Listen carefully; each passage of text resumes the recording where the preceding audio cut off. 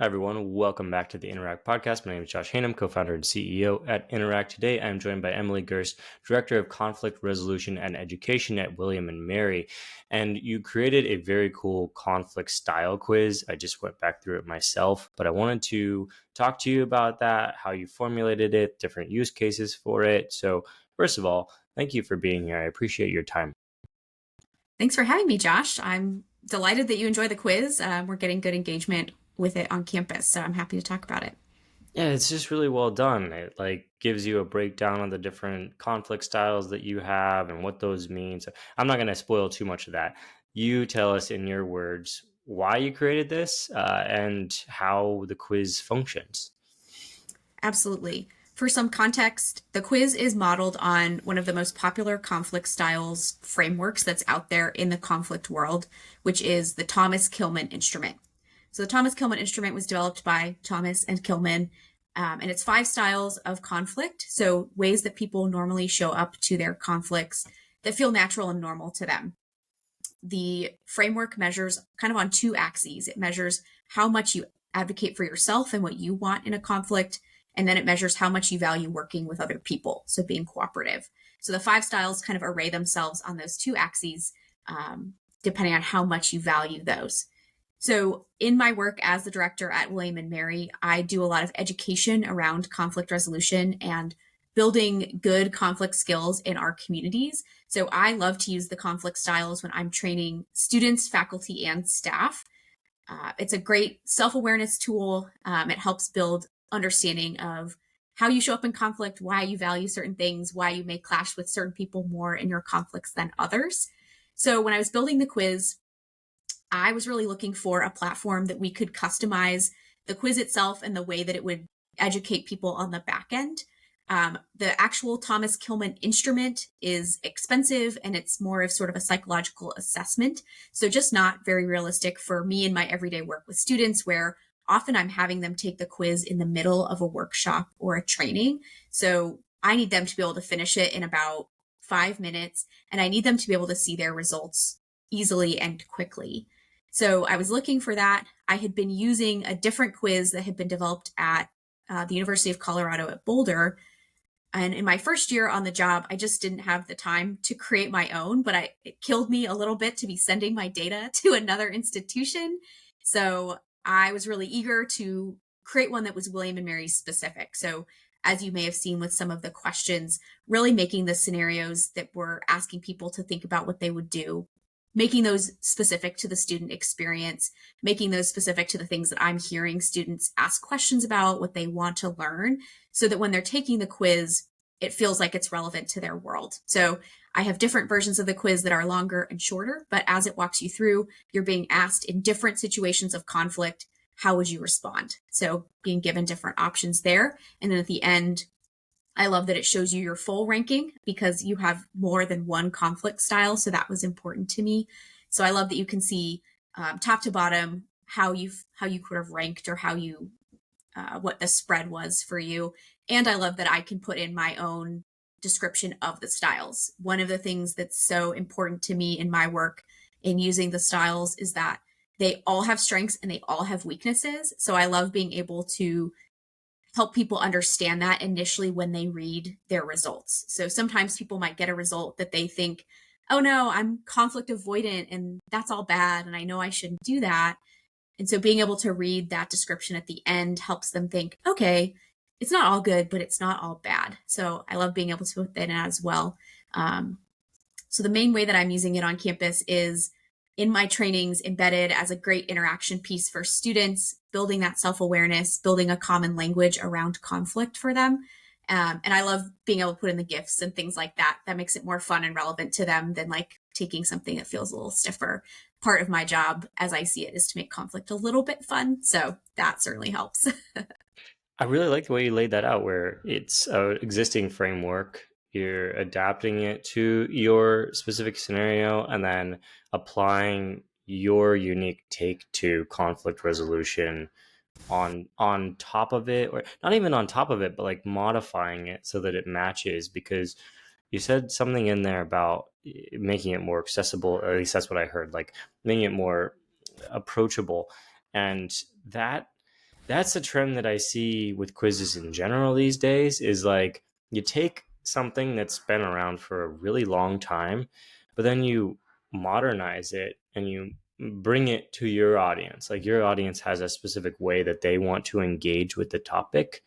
And I like that you laid it out that way. Also, shout out CU Boulder. I live in Denver, so you know, Very good people over nice. there. But I hear you on like you want it to be yours and see the data that comes through. Tell us about that a little bit. Like what have you learned from the data that's come through? What kind of things have you done with the data? Absolutely. One of the things that's been interesting with the data is looking at how William and Mary as a community tracks onto sort of broader trends in the conflict styles and ways that we're different. So, traditionally, when you're testing conflict styles based on my research, collaborating, which is your style in which you're both cooperating with other people and you are advocating for yourself, kind of your classic win win type of approach to conflict, most people test with collaborative as one of their top two. That's one of the most common ones, with compromising, which sort of the moderate version of that, being number two. So for the most part, what we're seeing in the results from the quiz is that the William and Mary community does kind of map on mostly to the greater trends in conflict of testing really highly in those styles, which is a good thing. Those are good styles to use because they're more balanced than some of the other ones. One of the interesting things that the data from the quiz has allowed us to do has been to create some kind of mirror moments for our community. One of the major initiatives that we used the quiz for this summer was actually for our faculty and staff community rather than students, which is my primary audience. And this summer, we ran a really big professional development initiative for faculty and staff at William and Mary that was all about conflict resolution, how to handle conflict well. And so we used the quiz to engage people before the event. So we had a keynote, I was one of the presenters. And so before people got in the room, we sent them the quiz and said, hey, we're going to talk about this. And we did. We went through the styles in person during the event, said, take the quiz, learn your styles, engage a little bit before the event. And one of the incentives we gave people was, if you do that, we will actually use the data that we collect from this specific quiz. So we created a specific one for faculty and staff. We'll use that in our presentation to inform what we talk about and how we talk about it. So it was great to be able to adapt the quiz from my student version to translate some of those scenarios to what's very common in our faculty and staff world, which is a little bit different. So people loved that. They loved that the quiz felt relevant to their world. And to me, it's a good sign in the quiz if people are coming up to me and being like, is that based on real life? Like, does that actually happen? And I always tell people, yeah, I don't have to make up scenarios. They come to me naturally. But anyways, so we had really good engagement on the front end in the faculty and staff quiz. And what we did is we projected the breakdown from the Interact quiz up on the screen to show people how our community broke down in conflict. And one of the really interesting things that the quiz allowed us to do that we would not have been able to do otherwise was, as I shared with you, we trended collaborative. So over 50% of faculty and staff who took the quiz tested collaboration. So that was our biggest chunk of the pie. But we also did some other data collection before the event, and we asked people on a separate form to tell us, what 3 words would you use to describe our community in conflict?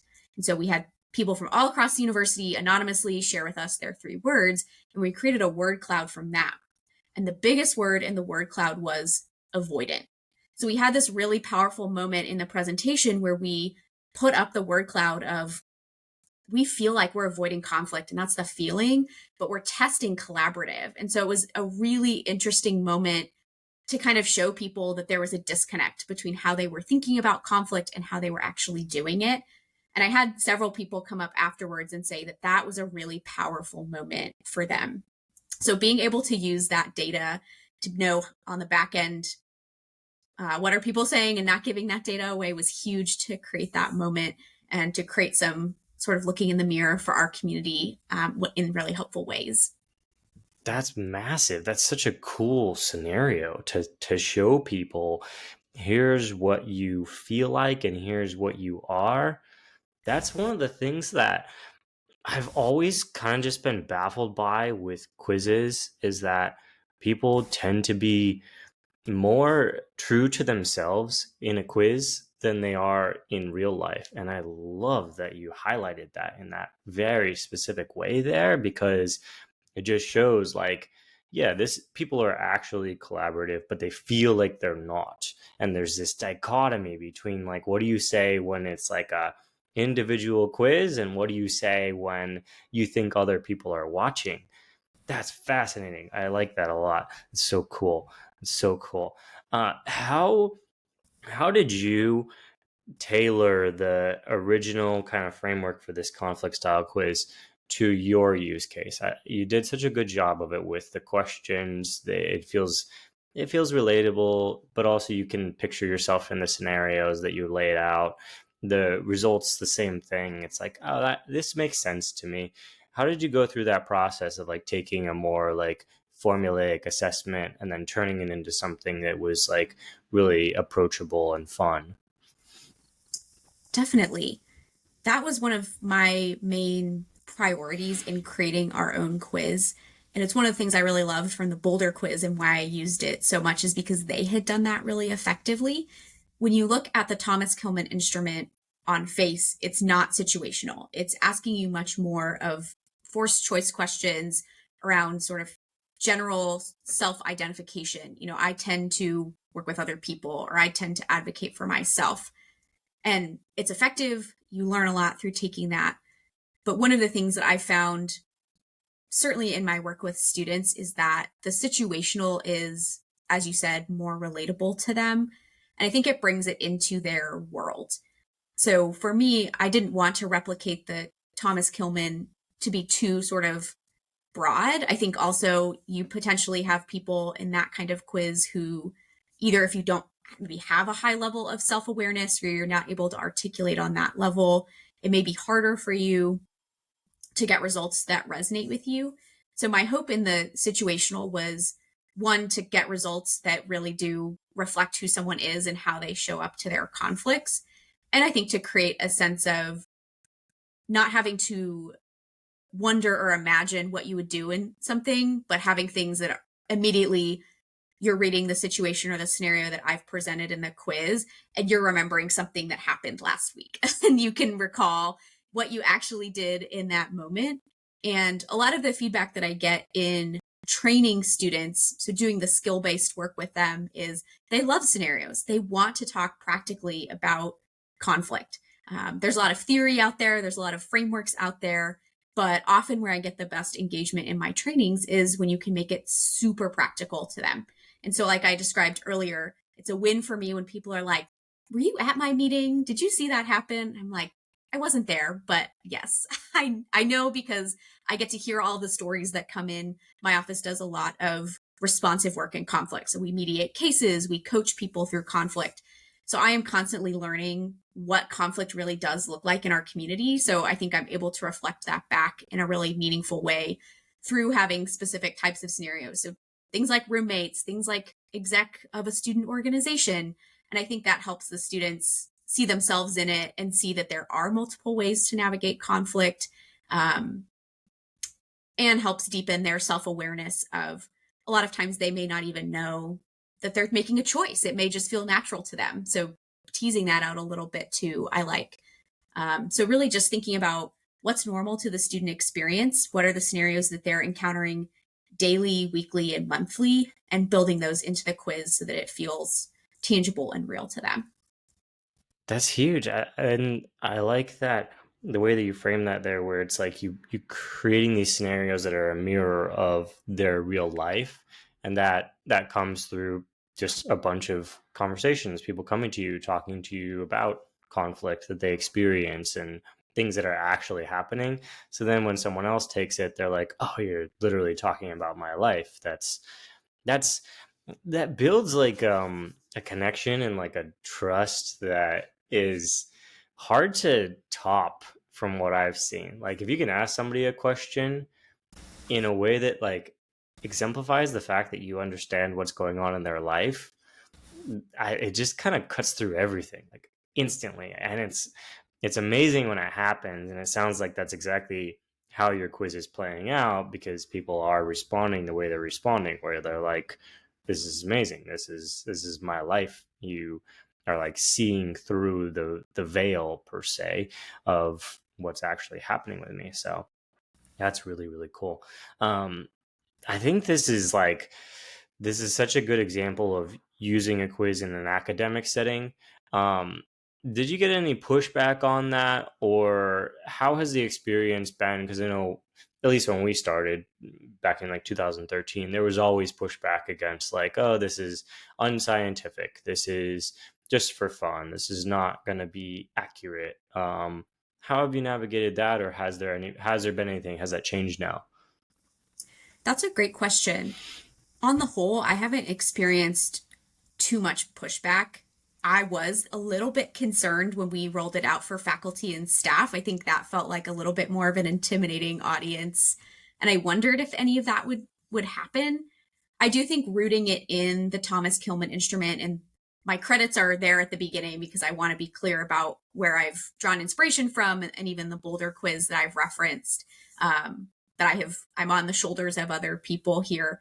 So I do think referencing that is a psychologically based, tested and trained model. I think that helps probably a little bit with the credibility of it, but certainly as you walk through the quiz, that is me in my doing. So I did a lot of work to try to make sure that on the back end, it wasn't over testing for certain styles or trending a certain way. I certainly don't have the highest level of expertise in that, but did what I knew to do in terms of mapping out the quiz really intentionally to make sure that the results were going to ring true for people. And I don't find that people have a lot of interaction with conflict in an academic setting. I I would say I don't see there's not a lot of models out there. There's not even a lot of research sometimes that is really specific to conflict. So in that sense, I think I don't have a lot of academics who are looking at the quiz, at least in the William and Mary community, with a critical eye. And I think because it's framed through the lens not of like learning a particular framework or sort of like a really high standard of needing to be like at the type of level when you're doing academic research, this is for your personal reflection. It's for your personal learning, and it's meant to be an opportunity for you to think about yourself and how you show up to conflict. And I think that's really reflected in the way that the quiz reads, faculty and staff version and student version. I think that's to your point about the type of question you ask, and does asking the question in a certain way create that connection. I think that that helps people understand that this isn't an academic quiz. Though I am getting good data that helps me, it's not, that's not the main thing. The main thing is the learning that happens through taking the quiz. And I found that faculty and staff really take to that.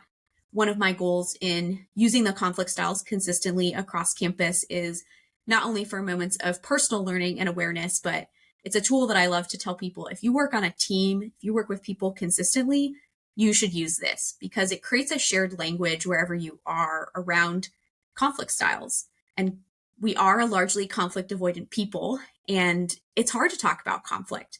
And so one of the things I value in the quiz is that it gives people a language that is safe and it's shared to talk about something that's difficult.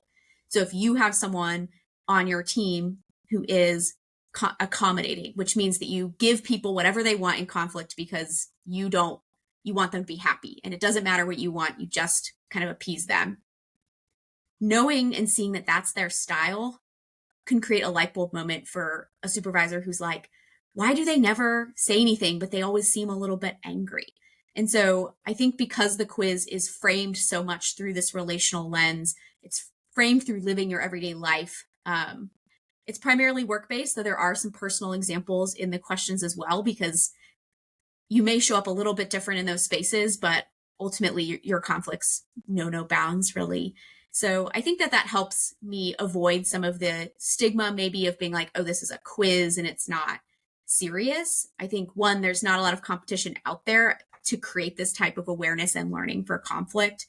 But I do think that because the way that the quiz is written is so focused on experience, that it helps people understand the purpose of it and get something out of it um, in a meaningful way.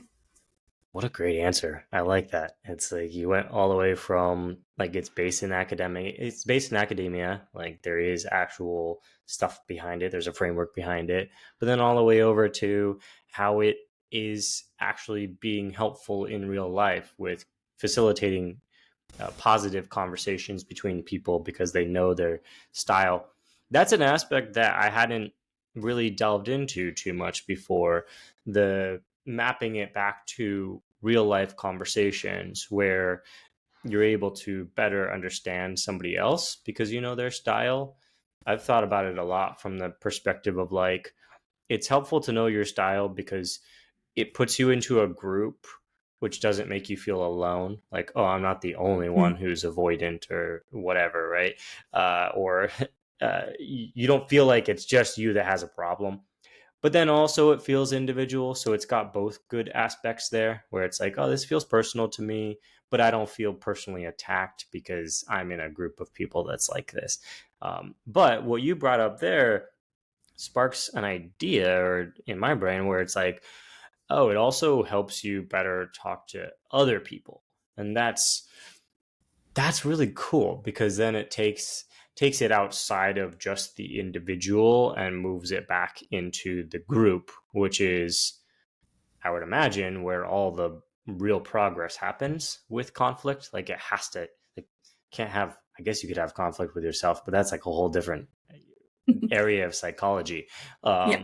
But the conflict that you're talking about is between people. And so that's really cool how you just laid that back out there where it's like, oh, this circles all the way back around to how it actually how it can actually solve some of this conflict because it's not just like me going through something, it's me plus other people, and then we can come back together and work through it. Was that an intention going into this, an intention, or was that something that came out of it that you weren't expecting?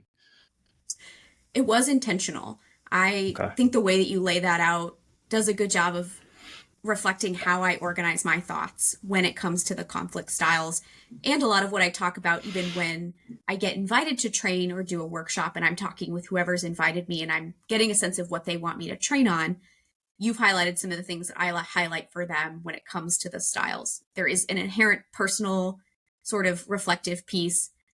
And I like that you talked about, yeah, there's a sense of not being alone, that there's others who navigate conflict in a similar way, particularly for some of our styles that get a bad rap. Your avoiders, your accommodators, your competitors, who are your highly self advocating people. Um, it is helpful for people to see that others share those. But for me, the end game of conflict is what you just described. It's always this inherent relational piece. We're always experiencing it in the context of one another. And one of the things I talk a lot about in my trainings is that conflict is inherently co-created between us. We are constantly reacting and responding to one another in ways that are like we know that we're doing intentionally, but also subconsciously, or intentional or unintentional ways that we're impacting people. And the styles bring out that sort of dynamic for us in conflict. And I think about it a lot in that. And often for groups when I'm training them, I will put up on the board or we'll do a show of hands of who do we have in the room? How do the conflict styles fall across this group of people so that you can see, okay, we have a lot of people who like to compromise, and you can do some work with groups around what does that mean probably for how we make decisions, for how we navigate our conflicts, who might that be leaving out or who might that cause frustration for. Every group of people has a normal way of solving conflict, and the styles give you a language to talk about how you contribute to that. So sometimes when I train on the conflict styles, I'll first have people get into groups with others with their same style if we have enough people in the room, and they'll do some discussion around how have you seen it? How do you see this play out? What do you think the strengths of your style are? Before I tell you what I think they are from the Thomas Kilmann, people in the room know what the strengths are. They know what the pitfalls are. So we do some good discussion around that. Sometimes I'll ask them, what do you want other people to know about you in conflict? So they do some self-sharing around, hey, I want people to know that I'm afraid of this type of conversation. Or when I do this, I don't mean it to be insensitive. I mean it this way. And so you get them starting to think about how it interacts with others. And then sometimes I'll switch them up and get them into mixed groups of conflict styles, and they do discussing there around what is good conflict? What does it mean for us to work together in conflict to leverage all the good of our styles and to minimize the way that our styles may keep us from productive and healthy conflict? So I absolutely designed it with the intention that you're taking it and you're immediately talking about it. That's the main context in which people take this quiz. It lives on my website. I don't think I get very much traction there, but it is designed to be the beginning of the conversation, giving you enough that we can start that in a way that's inherent to working with other people. Brilliant. Brilliant. Beginning of the conversation. That is why we started this in the first place, and it's such a brilliant way that you've created that experience and brought it into the conflict resolution world and just brought it to life literally, because it's like in-person stuff. I think it's so awesome. Well, thanks so much for sharing all this and giving us the behind the scenes and all the background. Where can people see your work and all the great stuff that you're doing? Definitely. You can look us up, wm.edu/conflict resolution. Will take you to the office website. So we have all sorts of things on there. You can see all the things we're doing in conflict. And I believe it's under resources that you would see the link to our quiz if you want to take a look at it. We're out here, brand ambassadors for good conflict, anywhere we can. And the conflict style lives specifically under our student resources page, and it's the first thing under general student resources. So that's the student version of the quiz, but it gives a good overview of a lot of what we talked about today because it embodies all of those things in asking the questions and contextualizing it. Perfect, perfect. Well, anybody listening, definitely check it out. Great resources, and we can all be better at conflict resolution. So it's a good place to go. Well, thanks so much, Emily. I really appreciate you being here. Thanks so much for having me, Josh. It's been fun to talk about how this has evolved and how it's served our community well. So I appreciate it. Likewise, likewise. Thank you. Thanks.